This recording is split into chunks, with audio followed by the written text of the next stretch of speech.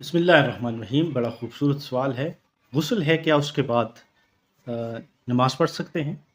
تو دیکھیے، طہارت کی دو قسمیں ہیں، ایک طہارت صغریٰ ہے اور ایک طہارت کبریٰ ہے۔ طہارت صغریٰ میں وضو آتا ہے اور طہارت کبریٰ میں غسل آتا ہے۔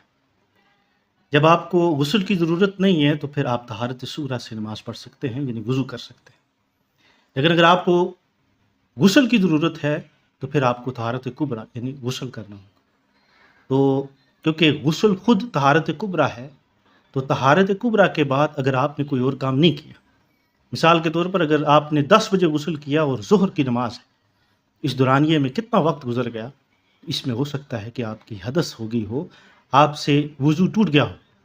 تو اس لیے اتنا درمیان میں وقفہ نہ ہو کہ آپ نے صبح غسل کیا اور ظہر کی نماز آپ کہیں کہ میں نے غسل کیا ہوا ہے تو اس لیے میں نماز پڑھوں گا، تو ایسا نہیں۔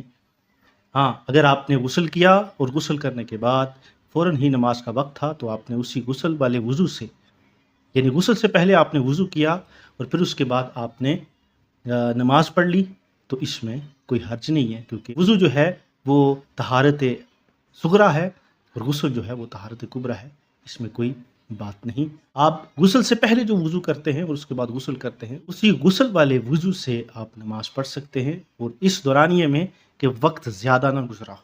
اگر وقت زیادہ گزر چکا ہے تو پھر آپ کو وضو کرنا ہوگا۔ وقت کم ہے، آپ نے غسل کیا اور ساتھ ہی آپ نے نماز پڑھ لی، تو یہ آپ کی طہارت صغریٰ نہیں بلکہ طہارت کبریٰ ہوئی ہے، اور طہارت کبریٰ سے آپ نماز پڑھ سکتے ہیں۔